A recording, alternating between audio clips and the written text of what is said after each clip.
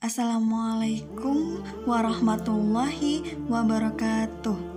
Raditu billahi rabba wa bil islami dina wa bi Muhammadin nabiyya wa rasula. Rabbi zidni ilma warzuqni fahma. Amin amin ya rabbal. Nah, anak-anakku sekalian, selamat datang di kelas Sejarah Kebudayaan Islam kelas 4 tahun ajaran 2020-2021 semester ganjil.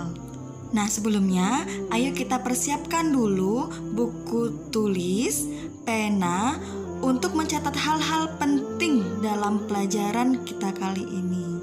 Oke, langsung saja ya kita memasuki materi kelas 4, yaitu ada beberapa poin yang akan kita pelajari. Yang pertama adalah ketabahan Nabi Muhammad SAW dan para sahabat dalam berdakwah. Nah, yang kedua adalah bagaimana kepribadian Nabi Muhammad SAW. Dan yang ketiga itu adalah hijrahnya para sahabat Nabi Muhammad SAW ke negeri Habasyah. Nah, hari ini kita akan belajar sejarah kebudayaan Islam bab 1 tentang dakwah Nabi Muhammad SAW di Mekah. Sebelumnya, kita harus tahu dulu apa sih dakwah itu? Ya, dakwah itu adalah kegiatan yang menyeru, mengajak, dan memanggil orang untuk beriman dan taat kepada Allah sesuai dengan garis akidah, syariat, dan akhlak Islam. Jadi, pada materi kali ini kita akan membahas tentang masa awal dakwah Nabi Muhammad SAW.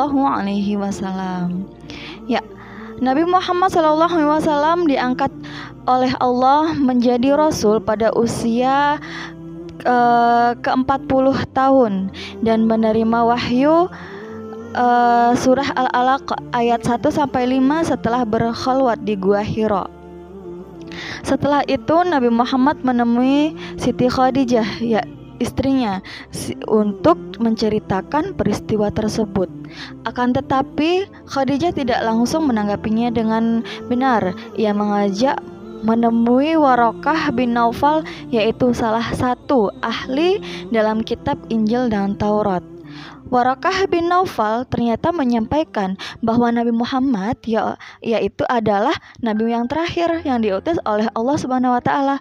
Nah, di sini Nabi Muhammad mulai berdakwah setelah turunnya wahyu yang kedua, yaitu surah Al-Mudaththir ayat 1-7. Dalam berdakwah, Nabi Muhammad SAW mempunyai 2 strategi. Apa saja? Ya, strategi yang pertama, Nabi Muhammad berdakwah secara sembunyi-sembunyi atau syiriah. Yang kedua, Nabi Muhammad berdakwah secara terang-terangan atau jahariyah. Nah, kita bahas dakwah Nabi yang sembunyi-sembunyi dulu ya. Dakwah ini disampaikan kepada orang-orang terdekat Rasulullah, yaitu keluarga atau kerabat dan sahabat Rasulullah.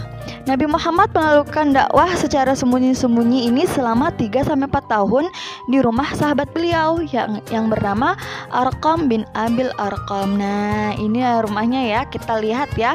Di sini ada rumahnya. Di sini kita beranggapan ada dakwah Nabi Muhammad SAW di sini bersama sahabat dan kerabatnya.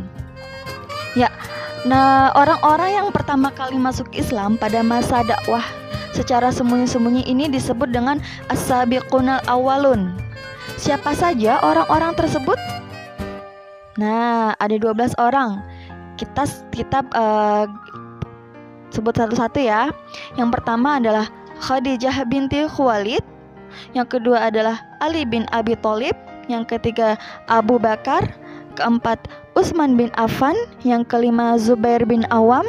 Yang keenam Abdurrahman bin Auf. Yang ketujuh Sa'ad bin Abi Waqqas.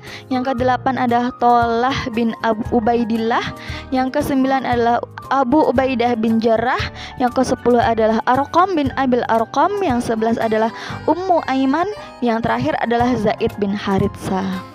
Nah, strategi dakwah Nabi yang kedua adalah dakwah secara terang-terangan atau yang biasa disebut dengan jahariyah.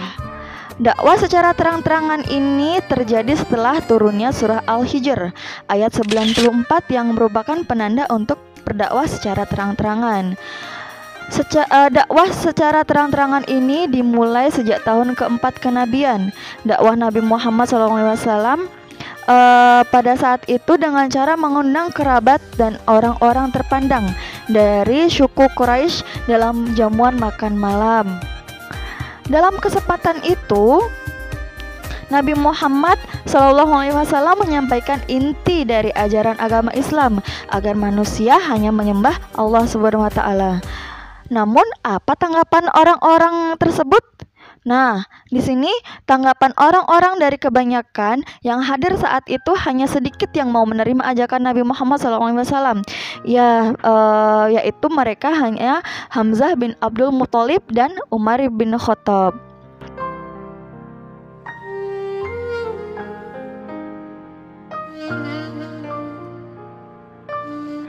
Sebagian besar dari mereka menolak ajaran Nabi Muhammad SAW.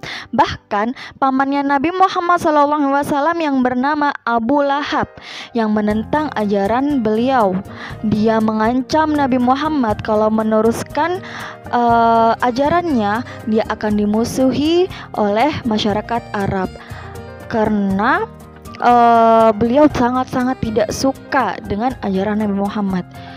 Mengapa? Nah, ini ada beberapa faktor dan alasan kaum kafir Quraisy menolak ajaran Nabi Muhammad SAW. Yakni pertama adalah persaingan merebut kekuasaan. Yang kedua itu larangan taklid kepada nenek moyang. Yang ketiga adalah hilangnya perdagangan patung. Yang keempat adalah hilangnya kasta. Yang kelima adalah takut akan hari kebangkitan. Masya Allah, luar biasa ya tantangannya Nabi Muhammad pada saat itu. Nah, disinilah mulailah ketabahan Nabi Muhammad SAW diuji.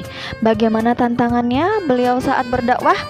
Saksikan materi selanjutnya dalam sejarah kebudayaan Islam di pertemuan selanjutnya. Nah, alhamdulillahirabbil alamin. Baiklah, di sini Ibu akan memberikan soal-soal yang harus kalian jawab. Ya, bisa kalian screenshot ya. Untuk memudahkan, lalu jawablah di lembar jawaban buku tulis sejarah kebudayaan Islam. Foto dan berikan nama serta kelas, lalu kirimkan ke WA Bu Iva ya. Ya, sekian dulu materi kali ini dan soalnya harus dikerjakan. Wassalamualaikum warahmatullahi wabarakatuh. Sampai jumpa minggu depan.